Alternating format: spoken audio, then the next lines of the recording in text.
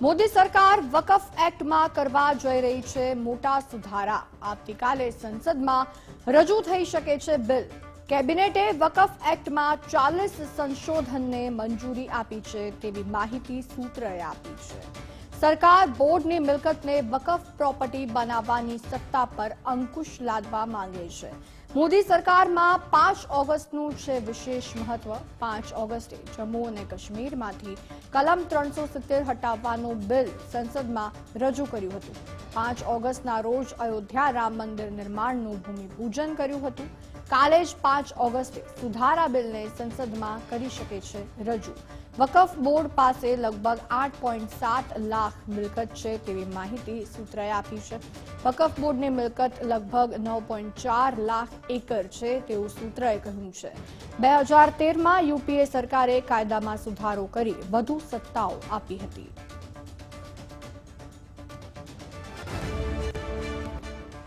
વડાપ્રધાન મોદી ફરી વિશ્વના સૌથી લોકપ્રિય નેતા। 69% રેટિંગ સાથે ટોચ પર વડાપ્રધાન નરેન્દ્રભાઈ મોદી। મોર્નિંગ કન્સલ્ટ દ્વારા કરાયેલ સર્વેમાં પીએમ મોદી બન્યા લોકપ્રિય।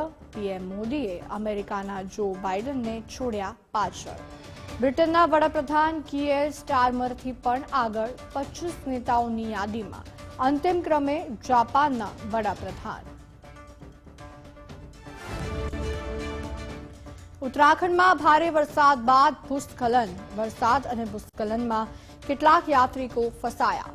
કેદાર ઘાટીમાં ફસાયેલા 900 લોકોનું કરાયું રેસ્ક્યુ। કેદારનાથમાં હજુ પણ 500થી વધારે લોકો છે ફસાયેલા લોકોને રેસ્ક્યુ કરવા માટેની કાર્યવાહી તેજ। અત્યાર સુધીમાં કુલ 9000 લોકોનું કરાયું છે રેસ્ક્યુ।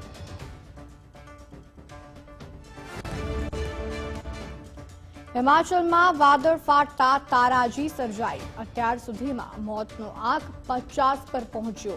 હજુ પણ એનડીઆરએફની ટીમ દ્વારા બચાવ કામગીરી ચાલુ। કુલ્લુ, મંડી અને શિમલામાં વાદળ ફાટતા પૂર આવ્યું। દરિયાકાંઠાના વિસ્તારોમાં હજુ પણ ભારે વરસાદનું એલર્ટ।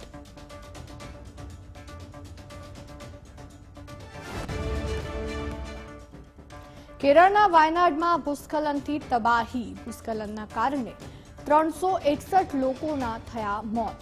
141 મૃતદેહોના ટુકડા મળતા પોસ્ટમોર્ટમ માટે મોકલવામાં આવ્યા। અત્યાર સુધી 218 મૃતદેહોની ઓળખ થઈ ચૂકી છે। પ્રભાવિત વિસ્તારોમાં શોધખોળ અને બચાવ કાર્ય ચાલુ। જુદા જુદા હોસ્પિટલમાં 90 લોકો સારવાર હેઠળ। ભૂસ્ખલન બાદ હજુ પણ લગભગ 281 લોકો છે લાપતા। ફસાયેલા લોકોનું રેસ્ક્યુ કરવા વાયુસેના કાર્યરત। સ્થાનિક લોકો પણ બચાવ કાર્યમાં સાથે જોડાયા। નવસારીમાં ભારે વરસાદ બાદ નદીઓ બની ગાંડીતુર। ઉપરવાસમાં ભારે વરસાદથી પાણી વહેતા થયા। કાવેરી અને અંબિકા નદીની જળ સપાટીમાં થયો વધારો। ચીખલી નજીક કાવેરીનો પ્રવાહ વધતા શિવ મંદિર બન્યું જળમગ્ન। પાણીના વધતા પ્રવાહથી લોકોને સતર્ક રહેવા આપી સૂચના। નદીઓના જળસ્તર વધતા જિલ્લા વહીવટીતંત્ર બન્યું સતર્ક।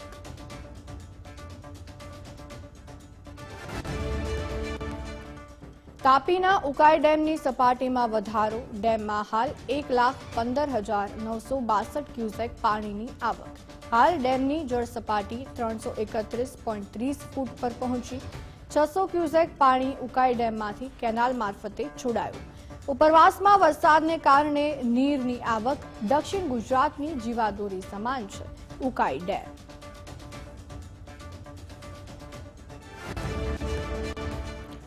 મહેસાણાના ધરોઈ ડેમની જળ સપાટી 602.8 ફૂટ પર પહોંચી। 622 ફૂટ કુલ જળ સપાટી સામે 602.8 ફૂટ જળ સપાટી થઈ। ડેમમાં પાણીનો સ્ટોક 38.84% થયો। ડેમમાં વરસાદી પાણીની આવક થઈ રહી છે 2638 ક્યુસેકની। ધરોઈ ડેમમાં ઉપરવાસમાં અત્યાર સુધીમાં 17 ઇંચ જેટલો વરસાદ નોંધાયો છે।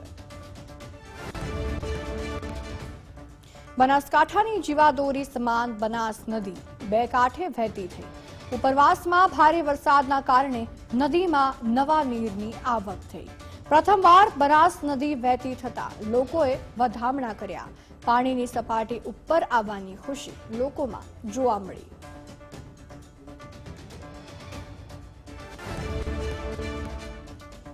અમરેલીના વડિયાનો સુરવો ડેમ 70% ભરાયો.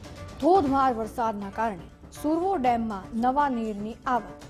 સુરવો ડેમમાં નવા નીર આવતા ખેડૂતોમાં ખુશીનો માહોલ.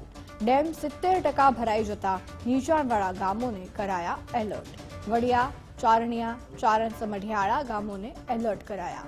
નદીના પટમાં ન જવાની સૂચના આપવામાં આવી.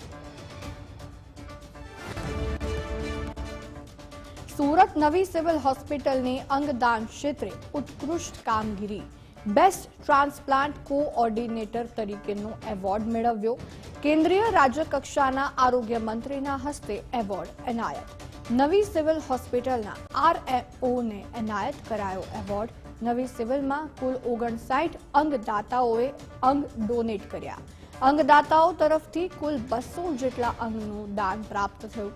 દેશમાં 3 ઓગસ્ટના રોજ ભારતીય અંગદાન દિવસની ઉજવણી કરાઈ. અંગદાન દિવસ નિમિત્તે દિલ્હી કાર્યક્રમનું આયોજન કરાયું હતું. કેન્દ્રના આરોગ્ય મંત્રાલયે ઉત્કૃષ્ટ કામગીરી બદલ અનેક એવોર્ડ એનાયત કર્યા.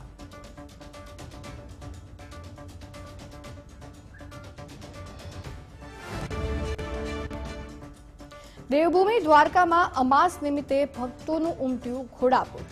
અમાસ નિમિત્તે હજારો ભક્તોએ ગોમતી નદીમાં કર્યું સ્નાન. ભગવાન દ્વારકાધીશના દર્શને માનવ મહેરામણ ઉમટ્યું.